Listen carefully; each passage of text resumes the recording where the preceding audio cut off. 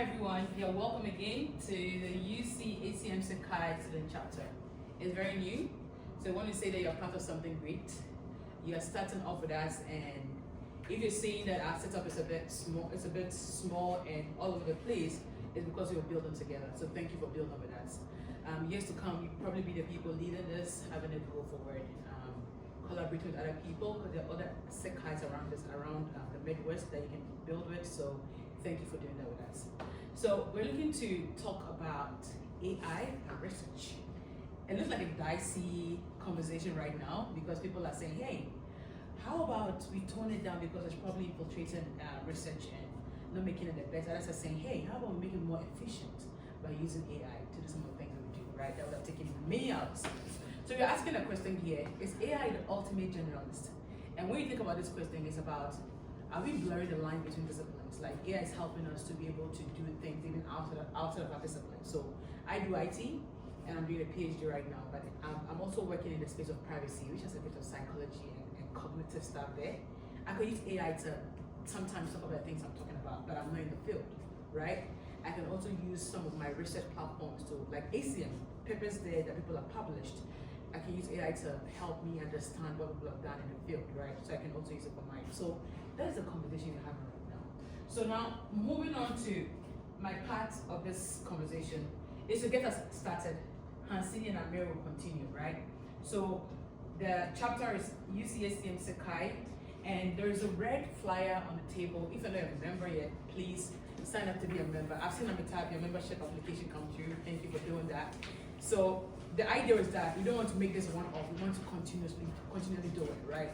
So from next semester, there'll be sessions. We'll bring professors in. We'll bring people from industry in. We'll bring students who are working in the space in. Everybody to contribute to what we're doing. So that is what the SIGCHI is about. And you're wondering probably what ACM is about. We have also a flyer on your tables. You can read about it. You probably encountered it by looking for journals, but it's more than that. For the SIGCHI chapter, what you see as SIGCHI, the SIG is Special Interest Group. The CHI, which is the CHI, is Computer-Human Interaction.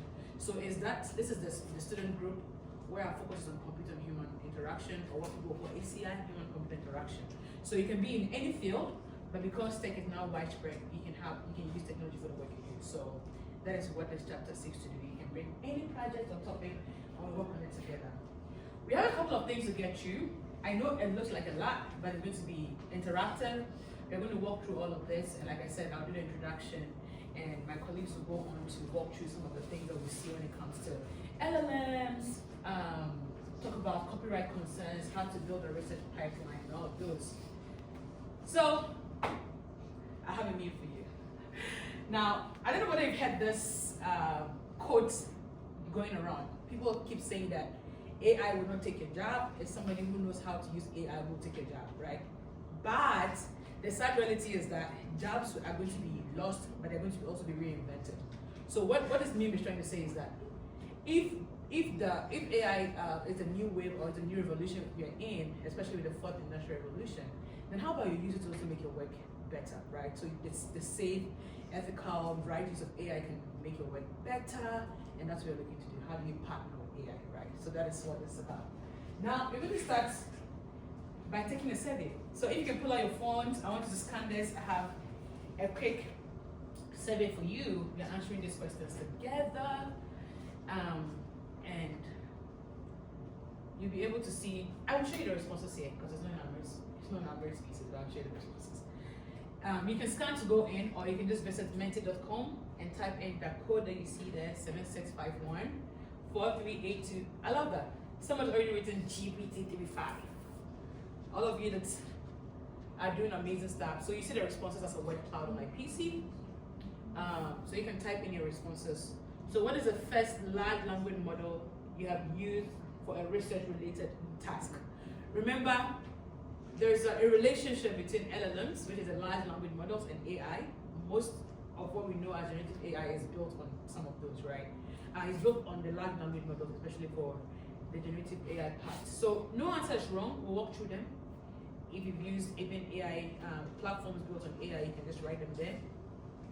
Okay, ChatGPT, good. So still GPT. Claude, I love that.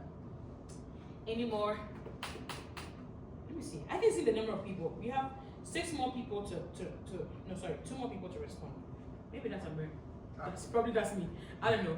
But yeah, if you're on, you can type. And I have a second question. So I see Claude, GPT-3.5, ChatGPT, but I have a next question for you.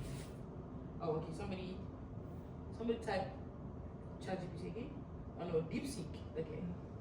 Nice. Okay. I have another question. So we're going to go to the next slide. So we have the question. So if you can see it on your phone now, just where you were. The next question is that on a scale of 1 to 10, how concerned are you about the ethical or accuracy challenges of using LLMs in your research? This is just to gauge your pulse. We'll walk through it, like I said, and it's for us to debunk some of the myth and get you confident in using AI for research by doing the right way. So you can choose 1 for not concerned or 10 for very concerned. I should have put something in the middle, but no, I just want to do the extremes. So let's see what the scale tells us. You see it?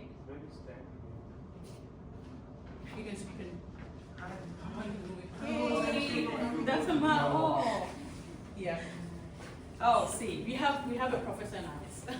Hi, Dr. Ma, you're welcome. Right. So, are you able to, like, there's a scale, so you can move the scale. You can tell me what your concern level is. So, 1 is not concerned, 10 is very concerned. Okay, so I'm seeing that it's pretty much a tie, right? So I love to see that, and we'll come back to this probably in the sessions as Hansinie and Amir talk through their slides. So we've been talking about AI a lot, and I wanted to just talk about this slide addressing where we are now, right? We've used AI in passing. We probably know what it's defined as. I don't want to go through the textbook definition, right? But there are 2 kinds that we usually see. Some of it is applied AI, and the other that is generative AI, and it's what we usually use. So it's a process that is happening, and I just use this formula as like math, but not real math, just to say what it is that happens behind the scenes when AI is being used. So the process of AI is data that is available, being fed, trained over the time, machine learning, right? And it ends up in applied AI, which can be used for things like fraud detection, learned over the years, gone through different patterns, able to recognize, and now able to use to see what is this that is different. If something looks abnormal, it can be used to detect fraud. Now we have the Gen AI, which all of us love, for pictures, for content in different kinds. All of those also use this AI process, but it has the data part, it has the generative ML process and the application, and ends up in our generative AI. The result is how we get the generative AI. But really, we see a lot of things happening with LLMs, and you saw it in our survey, the large language models. Think of it as a subset of the big AI conversation. So if it were maybe an automobile, think about AI as the whole automobile industry, and maybe the LLM is like a sedan, or like transporting one thing. And then this sedan is very rich in understanding human language and contextualizing what humans know as context. And so that's what we see a lot, right? Now, against this background, I want us to talk about how we use some of these tools. So I have a picture here and I have a question. So you have this overgrown lawn, it's so bushy, you want to cut it, right? Would you use the scissors or a lawnmower, and why? Anybody want to answer this? Okay, Debbie? Lawnmower. Why? Because it's easier, you don't have to go by one. Absolutely. If we're to use the scissors, you probably need like 4 days or 5 days or even a year. Probably, I don't know how big your lawn is or whatever, but it will take a lot of time. Now for LLMs and AI, that is the idea that we use them as tools. And there are some LLMs that are good for certain things, and others that are also fit better in certain spaces, right? So I took this screenshot from Gemini just to walk through some of the LLMs that are pretty much common or prevalent now, and what they're good for as it stands now. And then as the conversation goes on, you learn about things like tokens and whatnot. But let's go through. So let's go through that. So, like I said, I picked this from Gemini. It talks about some of the current of the common LLMs we know and what they're good for. So many of you in our survey mentioned ChatGPT, somebody mentioned GPT-3.5, some mentioned Claude and whatnot. So GPT-4, for example, you can see for when it comes to research and the things you do, it tells us here that it's good for like complex reasoning, code generation, image interpretation and whatnot. Claude for deep document analysis, literature reviews, ethical writing. But remember there are nuances. Based on what you feed your LLM, your response or your results may differ, right? All of those are things that we learn. There's prompt engineering, there's a way to prompt well and all of that, right? But this is this is the general sentiment or the general overview of what some of these LLMs are good for. Now for Gemini, Google, which is by Google, so we have the factual retrieval, current events, Google Workspace integration. I love to export a lot of my docs to my Drive 11 when I'm using Gemini. Grok, people love it. I mean, this one, people are somewhere in the middle about how they feel about it, but also here, real-time trend analysis, social media data, creative or edgy writing. In fact, my husband thinks that Grok is like your friend who meets you and tells you the absolute truth. It can tell you, hey, your hair is not nice today.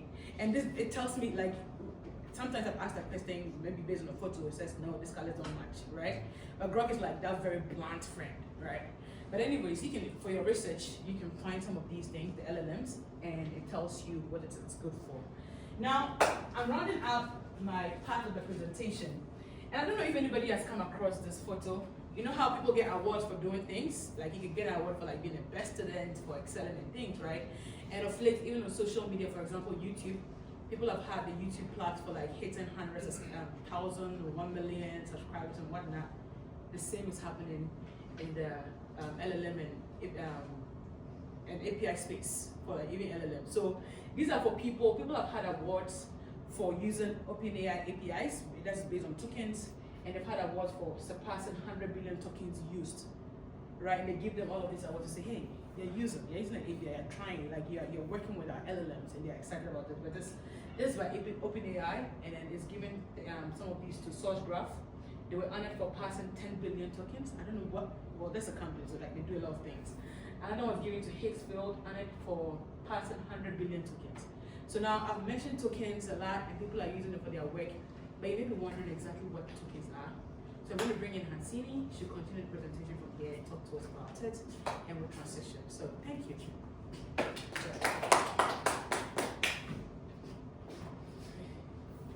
so as you all know, I'm Hansinie. So I'm a colleague of Lily and Amir. So I'm a PhD student in my third year. So let's deep dive into tokens. So first of all, I want to ask this question: how do you interact with the AI chatbot? Usually. Questions? Two questions. Anything else? Anything that you can think of? Do you think about the way you interact? Typically, if you use a ChatGPT or whatever, the chat is not. Yeah. At your disposal, but how do you interact? I usually give them context first and then ask questions. No, if you go into the very fundamental Yeah. of thinking, right? How do you interact? Through what? Just typing. Yes, just typing. You're just typing, right? You're just typing and then you press OK, and then everything is behind, right? We can't see how the model is running with your prompt or the text, right? So then this token comes into play. So you do this all the time, I guess. Every day, maybe you are interacting with the chatbots. It can be ChatGPT, it can be Grok, it can be whatever the chatbot that you have at your disposal. So how LLMs understand your input? That is where the tokens comes into the picture, right? So like we know that when we are talking to a human being, we interact with them using the language, right? Or maybe if we are reading a book, we are interacting with the book with the words. Am I right? Because we know the human language and we know the words. But how LLMs understand our prompt or how they perceive the word, it's through the tokens.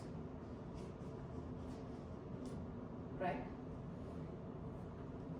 So what is a token really? Any idea? Okay. I'll just move on.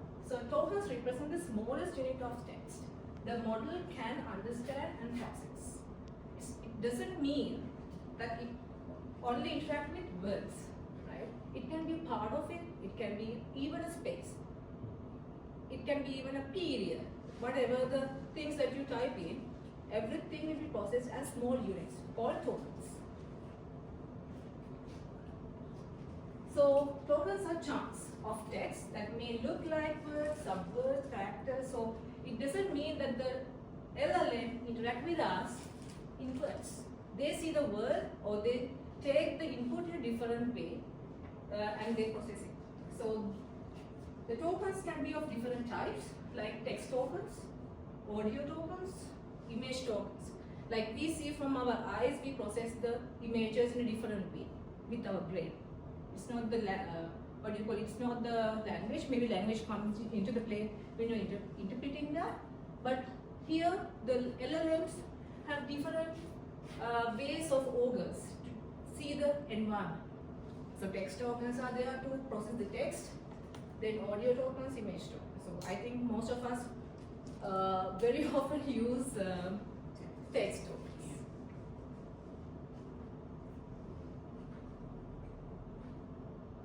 So how ChatGPT tokenizes human text? We can just see that.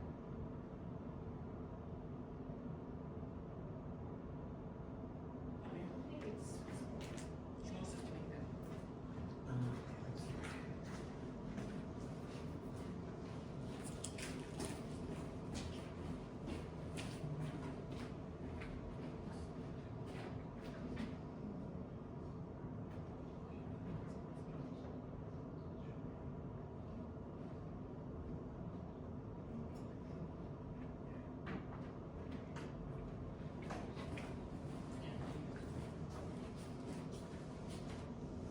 yes, so this is the tokenizer for ChatGPT. So different LLM platforms, they do have different tokenizing ways, right?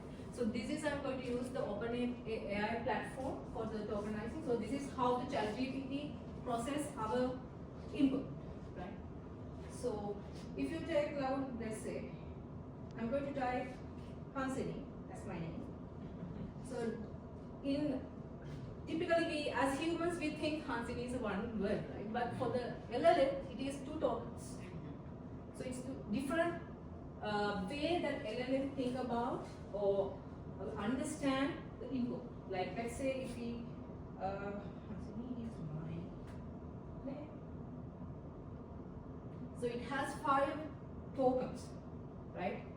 So actually it has only 4 words, but in the token architecture, the LLM sees that phrase as 5 tokens with 19 characters.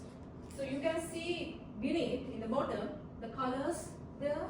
So how the tokenizer of ChatGPT using this phrase to tokenize, like HANSINE, like you can see these are the tokens, chunks. So my name has been divided into 2 tokens like this. See, even the space is taken as a space is a 1 token like that.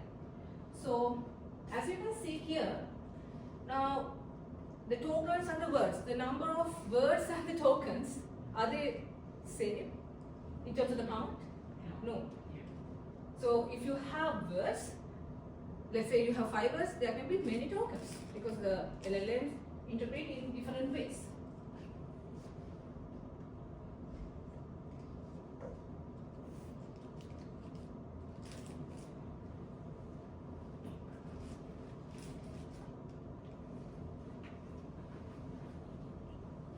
So understand token counts.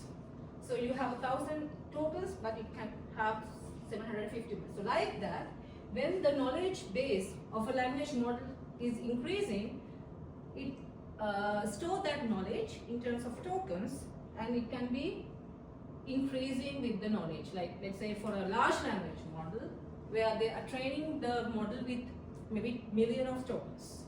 So that's how they are going to store their knowledge base in terms of a token, right? The intelligent unit of a language model is a token, right? So that is what I want to share. So this is a bit of technical, I would say, but you need to have some kind of idea what is happening behind. So now this is kind of the same phrase that I did in the platform, the tokenizer, but this is of something like that. So as you can see, when you the LLM is trying to divide the phrase, or let's say your input, into different tokens like this, and through an embedding model inside the LLM architecture, they're trying to give a vector representation for these words. So that's how these LLMs work. So I'm not going in detail into the embedding architectures and these encoding. So this is how that is happening, the embedding. So you know, maybe you have heard transformers, maybe some of you. So the transform architecture is this. So the first input is going there. So this is the encoding part. And then once the encoding is happened to a vector, the vector will be again decode into a text or the output.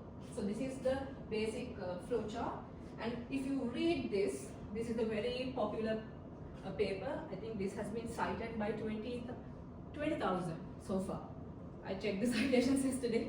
So it's 20,000 citations for this one. This is attention is all you need. So this is basically the foundational paper for the LLMs. Like this paper from Google research, they actually created this transform. They built this transform architecture. So from this, actually, today the very modern large language models, they use this architecture with some alterations. See, if you are willing, you can just read this. So how many tokens an LLM remember at once when generating a response? What do you think?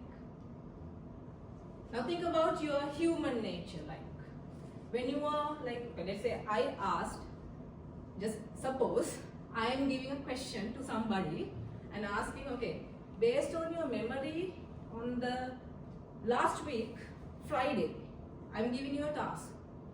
Somebody can do the task by remembering that. Somebody cannot. Why is that? Because their memory capacity is different, right? The contextual window is different. So the same applies here, context window. So the context window is what the LLM, how the LLM can memorize the input.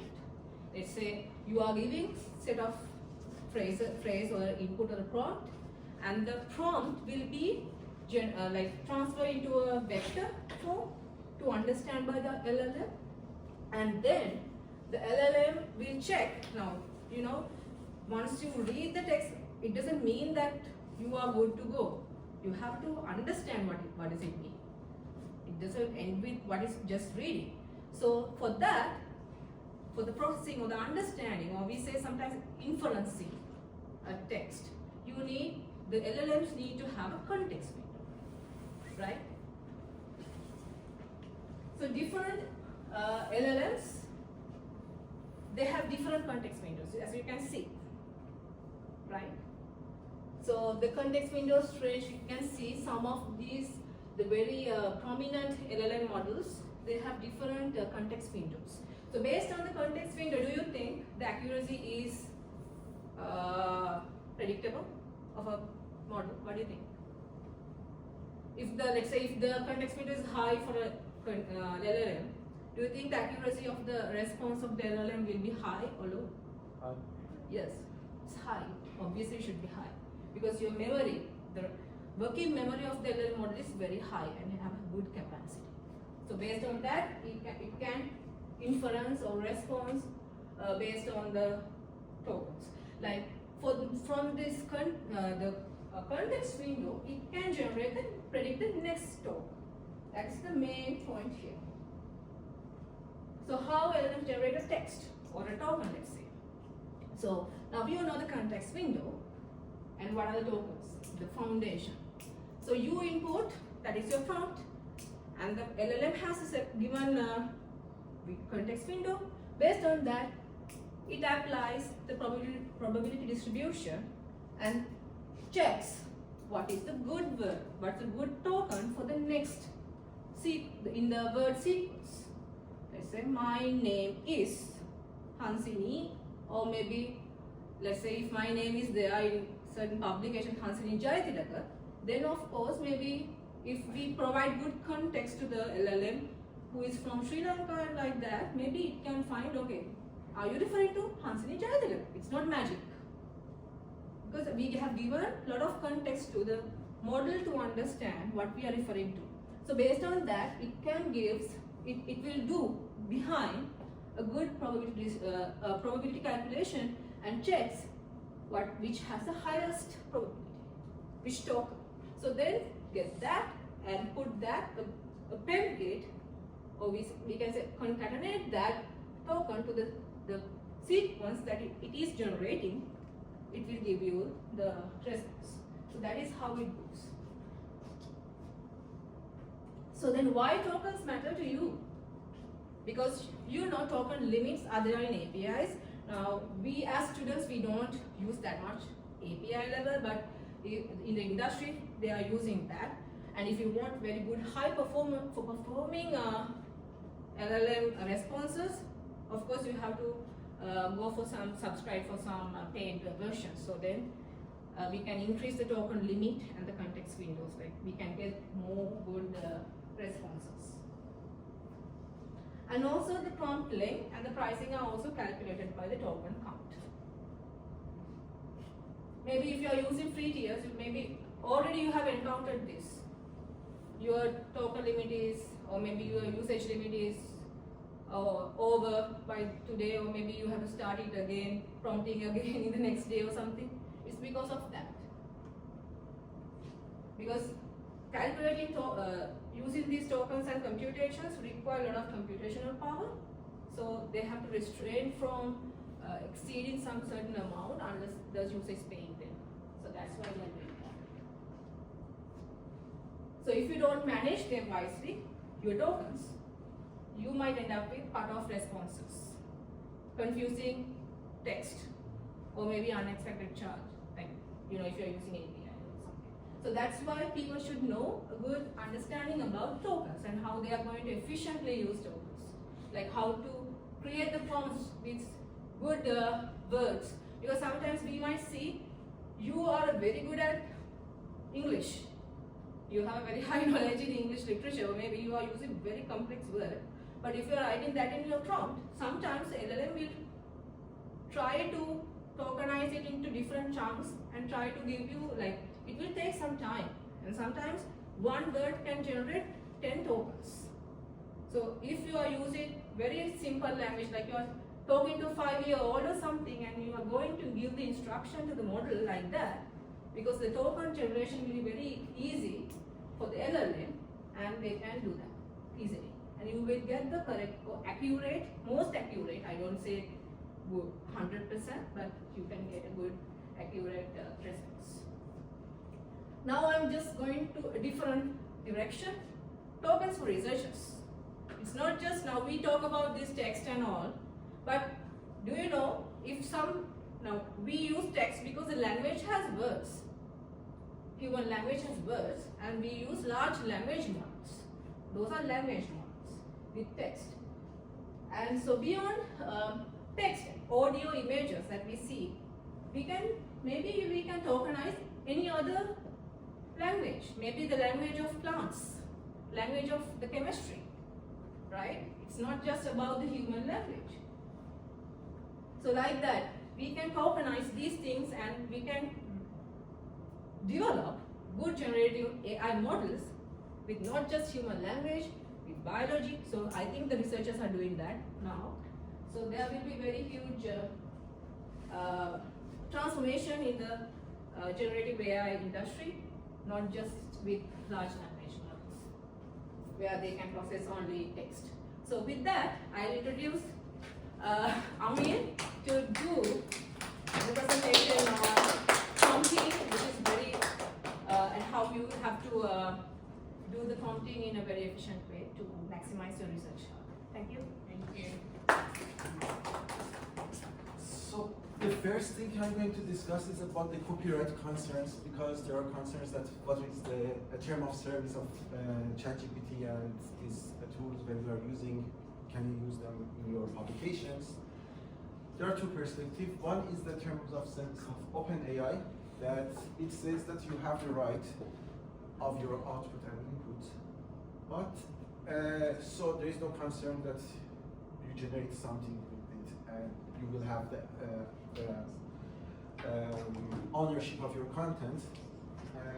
But from the legal standpoint, the AI-generated content that is heavily, for instance, when you give a prompt and an image model like Midjourney and generate it, this image is not copyrightable because the court ordered that it's not clear that how you decided this. Every time your prompts generate different things, so there is no constant, and they accept it as your something that you can.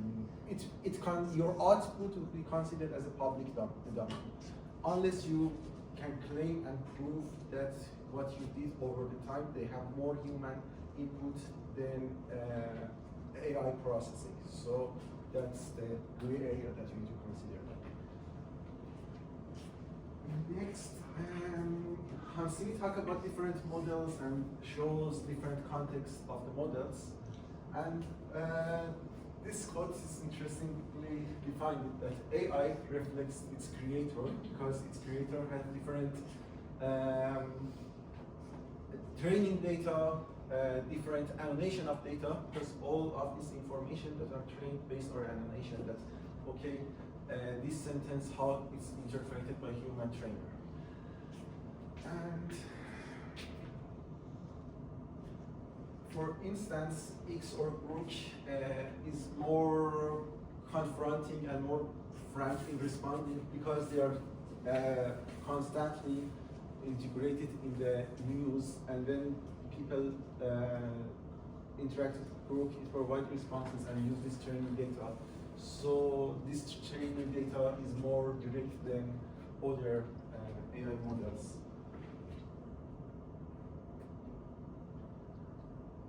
In the enterprise level, some of you, I think, when we asked about the models, you mentioned that cloud is underrated in the consumer domain, but it's very popular and its popularity growing in the enterprise section. As you can see, the ChatGPT was the king. Now they are declining in the market, and especially in the coding market share, they are growing.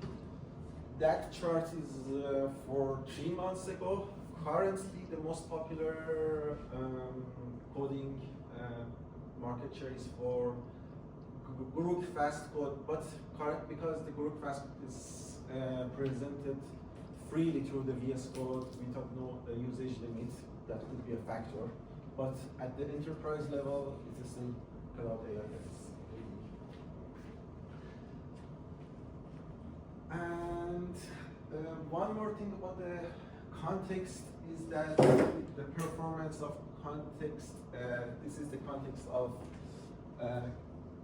4 models, and the quality of responses would be reduced after 1,000 tokens, and then we have a drop. So if you're analyzing the information, the more context you provide it may impact the quality of response. The most recent model that is released and has highest score in the LLM leaderboards is Gemini 3 Pro, and it's reached a 100% score, reached to 128 tokens. It's a huge development that it means that it can memorize large information, and it is important if you're constantly looking at agentic AI. But the 1 million context is still, the score is dropping when it goes to beyond that number of tokens.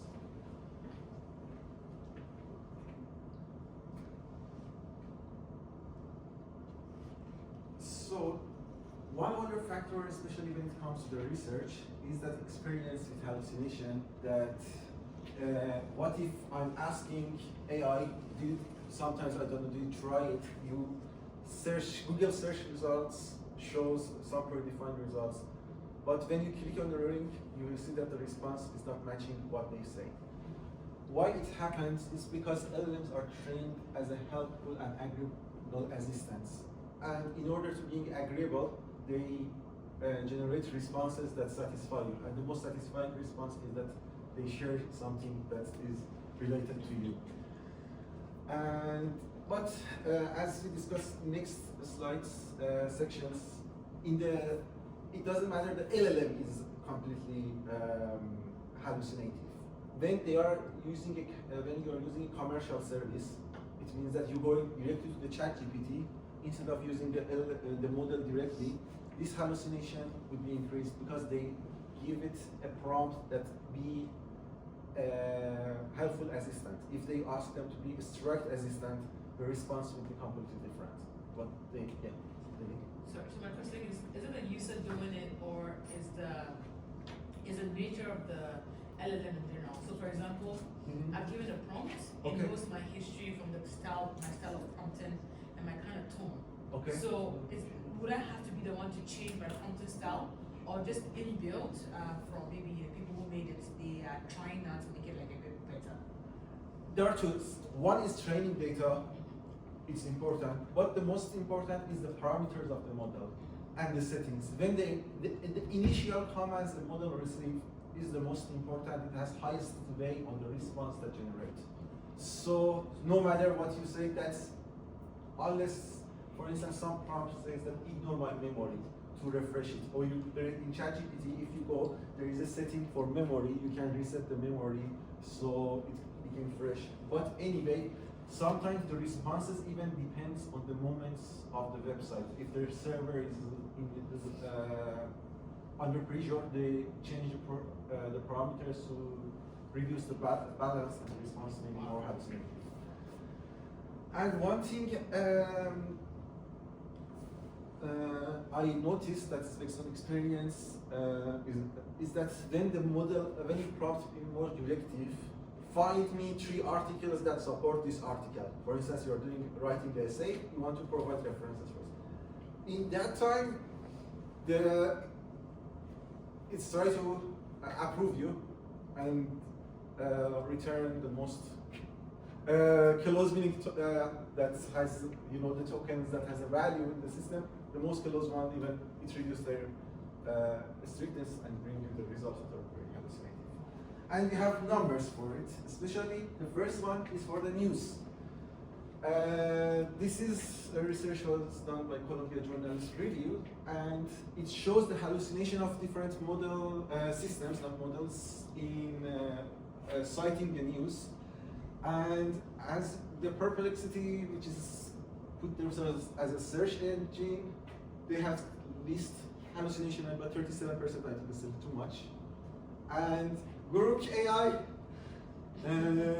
is 94% hallucination rate. So the creators want more engagement with their content, so they go to the 94% of hallucination. Fabricating references. This study did work if you want to do for your essay, you want to bring in background.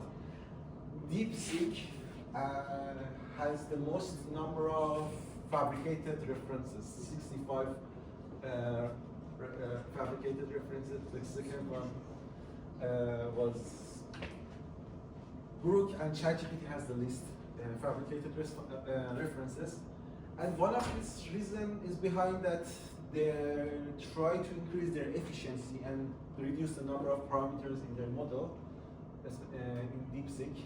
And when you reduce that, there will be some consequences. The more is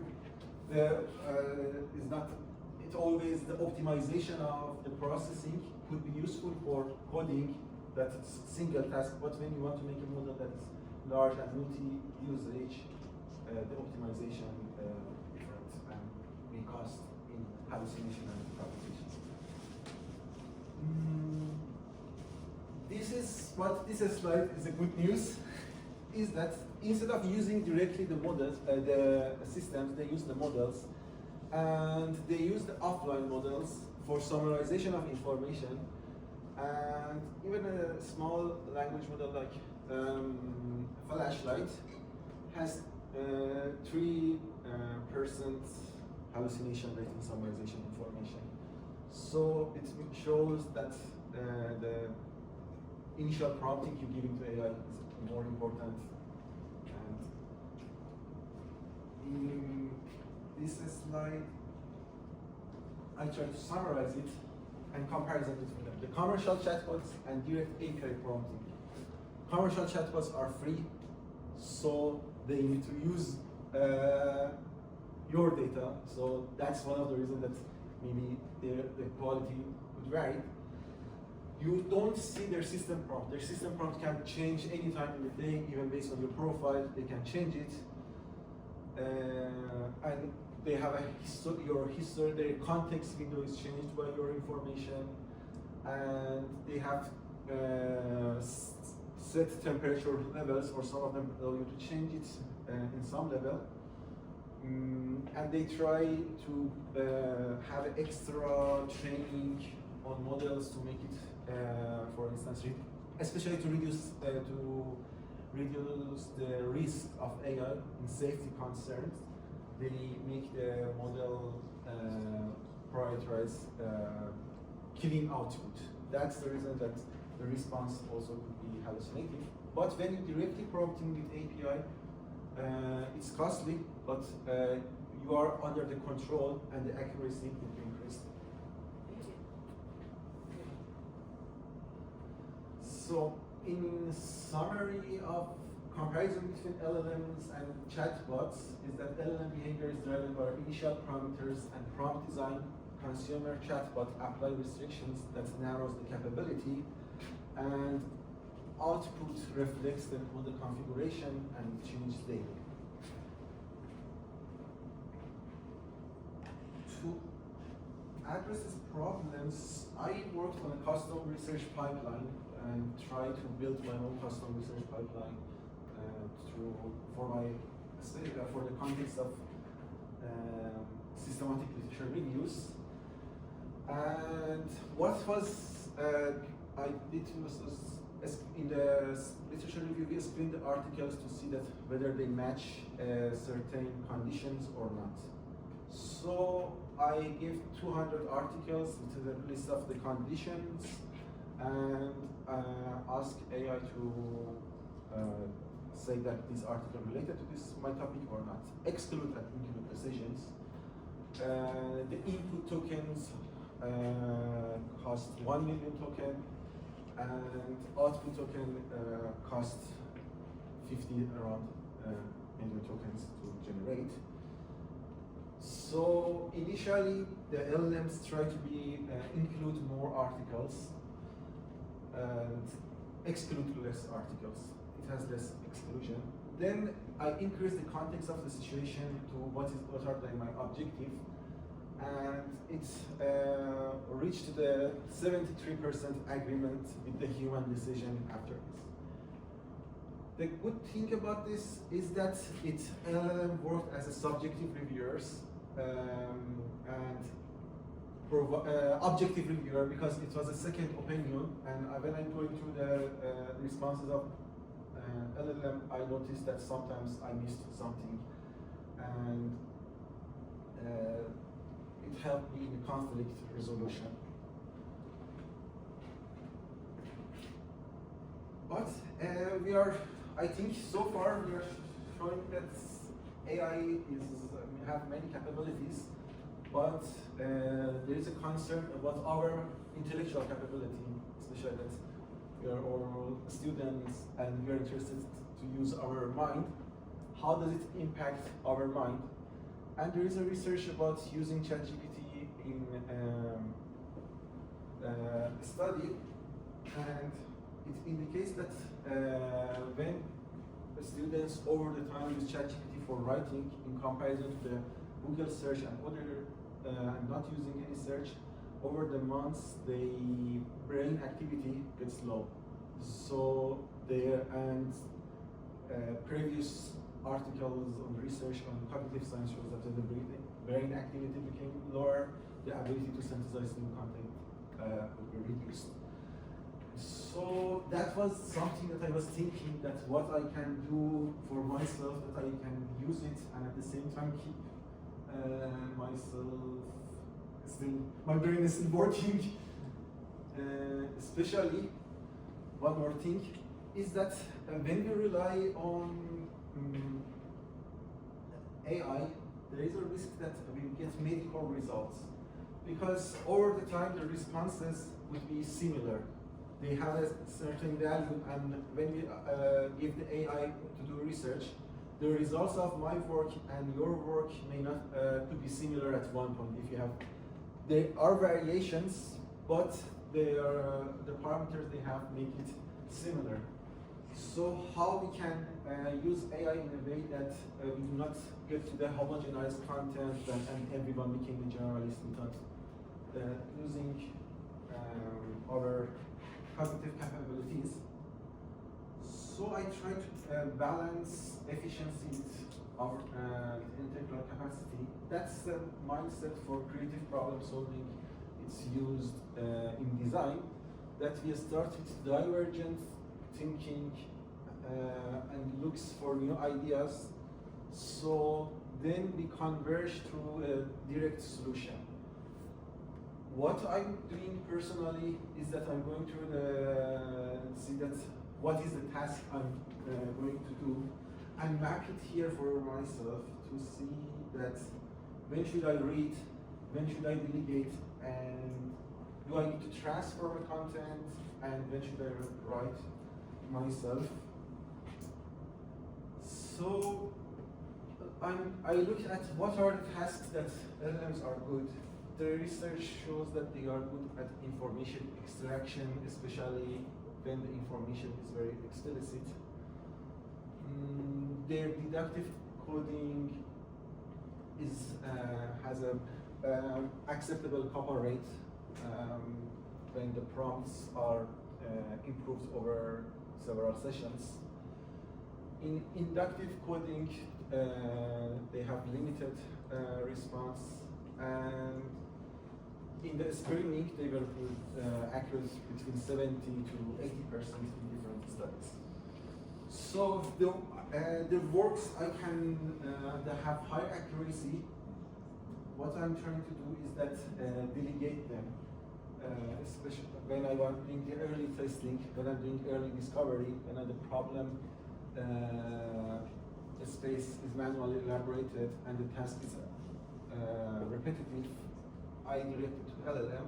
But at the earliest steps, especially when the research gap is slight, reading the between the lines is very important, and comparing the reports.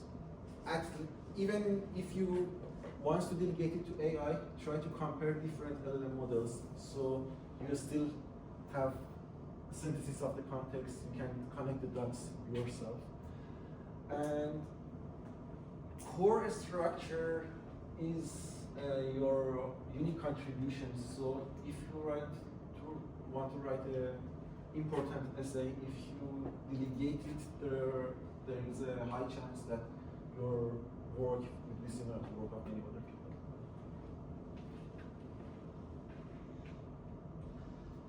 So now we are going through to example of some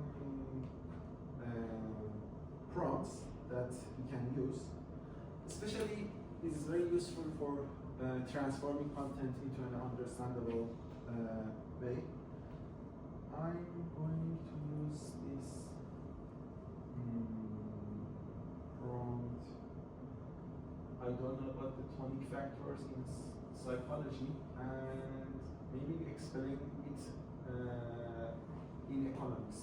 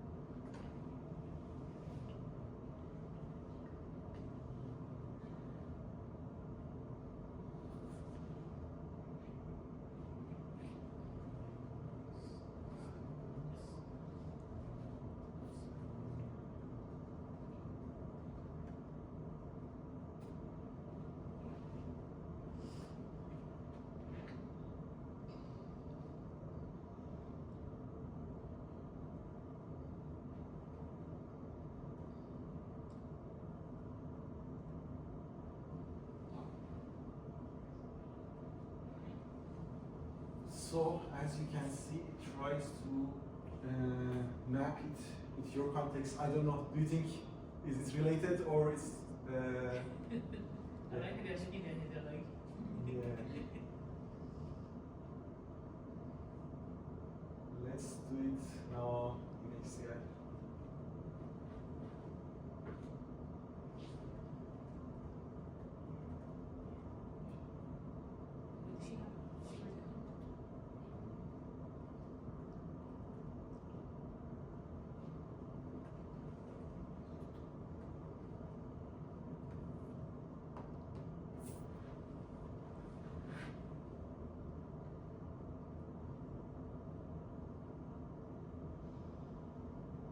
Is it understandable now? Go to read it some more.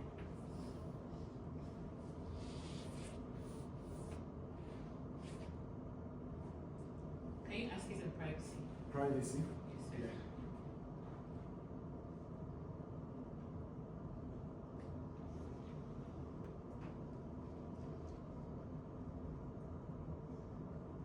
Privacy research, for example. Research, try make when you give the research, make it the tone is more complex. Maybe I give early privacy students.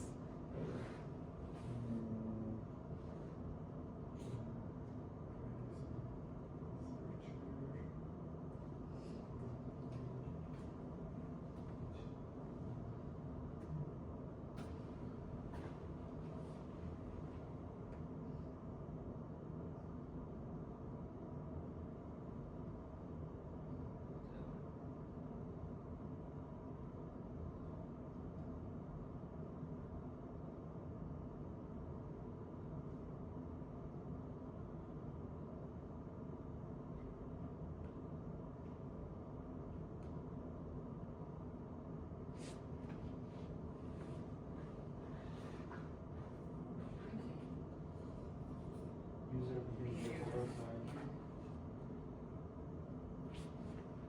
I can't like this. Well, that is not. Did you like that one? Let's make Did you it. like that one? Did you like the privacy response?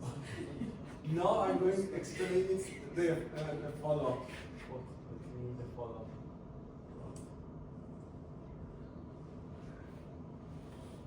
Sometimes I want this to go like this simple things. Or just the one to read you.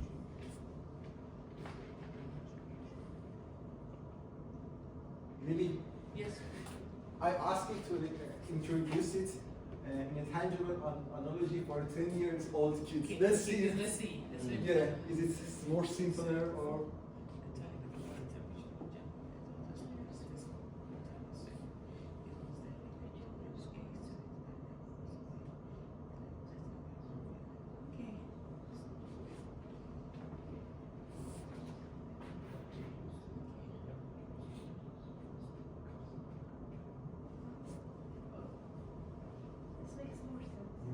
Yeah. So it's a good thing I didn't yet. That's a good proof that you. And one of the things that I love using it is that I can learn the disciplines that normally I couldn't learn. Yeah. So I prompt LLMs every day over. I didn't want to initially say that we are 10 years old, but 10 years old prompt is the best one. Yes, yes. All right.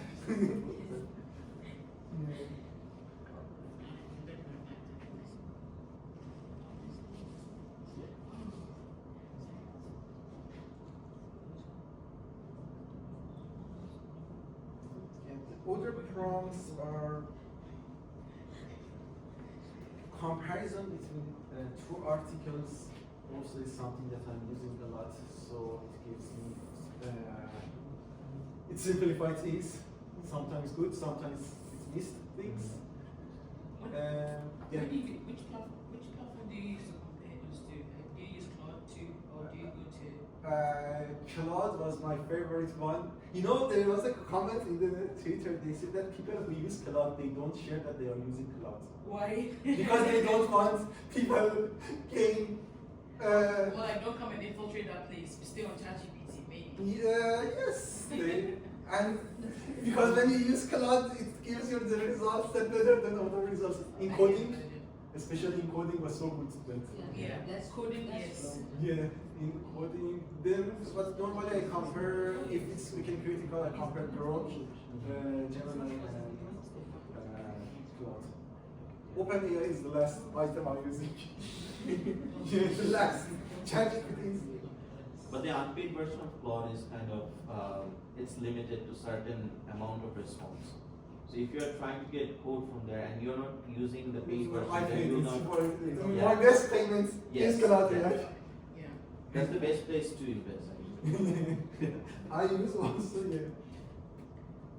How, Yeah. I have a question. So for like comparing to ourselves, for example, right? You know, you spoke earlier on about hallucinations. Yes. So for Claude, first off, it's not read fully on purpose. So you don't know exactly what the contents are, maybe all to purpose. How do you check for hallucinations, or how do you, what is a quality check to make sure that the comparison is making between the papers are actually real, or in a sense that what is given back to you is what it says it is? They use LLM as a judgment, as a judge in the models, in the agentic systems. So I give the results another. So you pitch two Yes. systems against, okay. Yeah, I give the response of this one.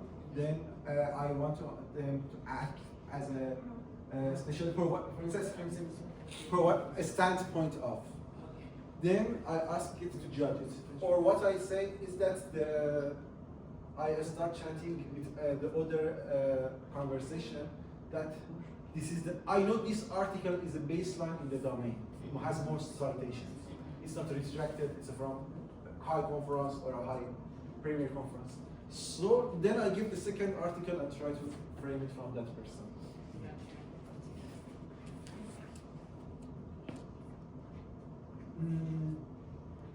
The other thing is that context framing. A topic has different interpretations from different perspectives.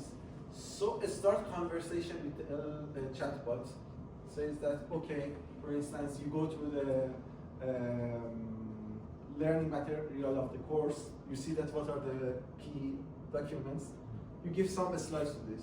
Then after you give this slides to the model, it have the summary. Then give an article and extract it better. The other one is like that I want to, if I'm looking in a domain that is not worked on it, is that I give some main articles, then ask the AI to give me the common articles between them. Just checking the references. So like is it like a thematic analysis, or? I want to see that what are the most frequent references there. Oh, and the citations. Yeah, citations. So we that's- can use it for snowballing techniques. Yes.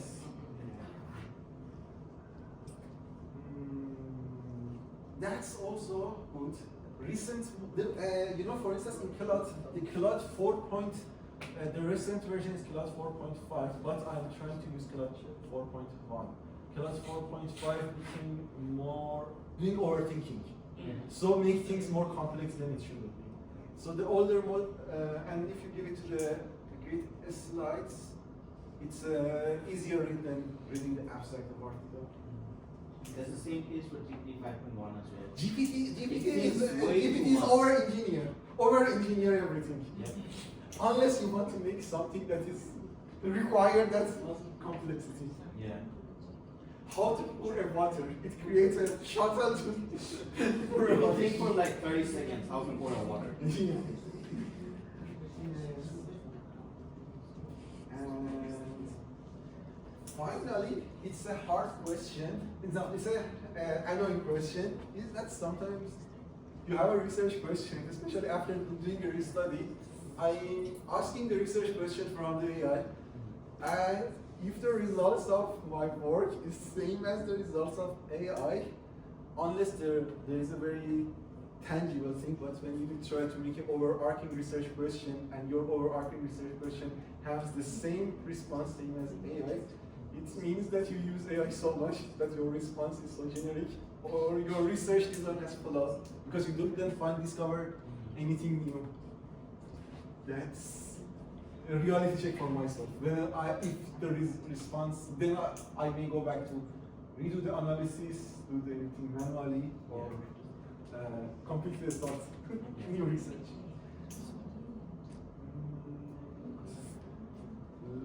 And finally, we talked about the models that the chatbots are free.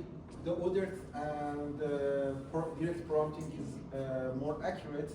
This anything LLM, when it's an application you can install on Windows or Mac, then you can connect it to the API of different models. So you need to pay for the API to the OpenAI or any place you are using it, but at least you have the high quality results. Is any of these APIs free, or all of them are free? Guru has a free API for coding.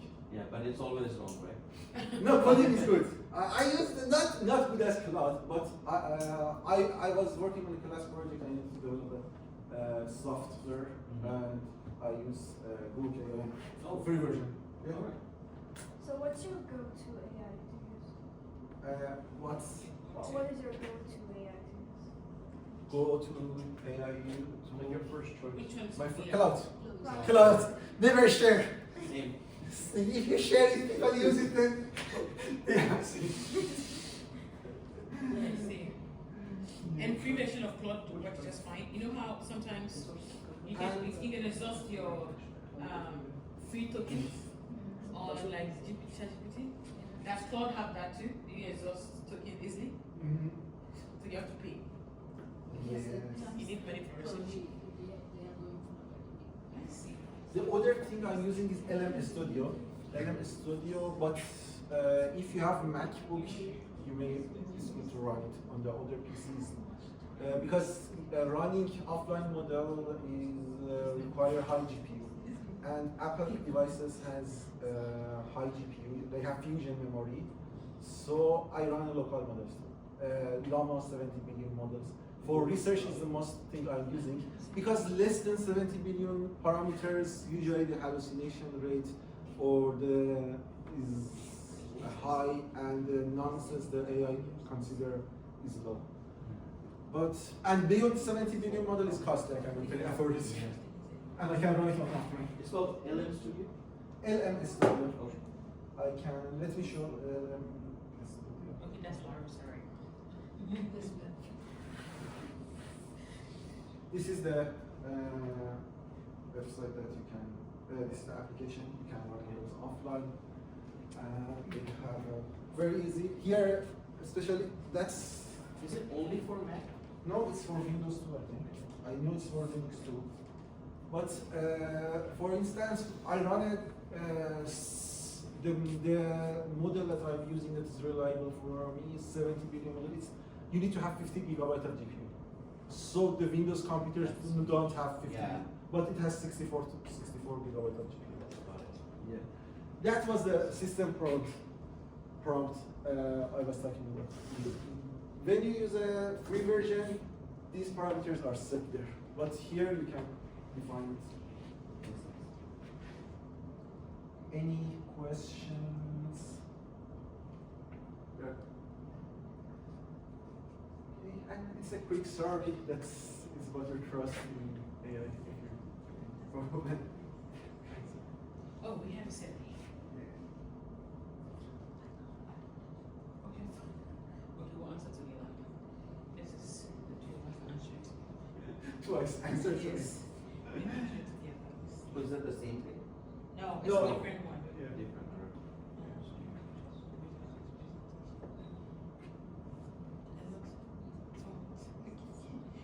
Okay, the middle one. Middle one doesn't have any. Yeah, that means you're in between. Oh. Which is the middle is in between. Gotcha, yeah. Oh. Because someone will say what everything's Last minute. Okay, thank you for your time. Oh, what's the result? We want to see the results of the The results? Yeah. Okay, let me. Let's see the results.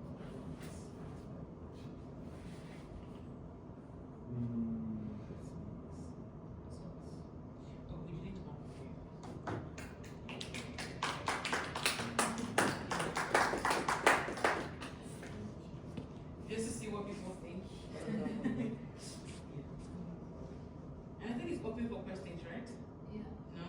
Yeah, Can yeah. I answer questions? Yeah.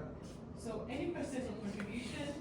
And we have, like I mentioned, a person here, Prof. Ma, is there any advice you give to students for researching when it comes to AI? I use AI a lot. Right? Okay, it is very safe hands, but then you do it in a way that is probably in a way that's helpful.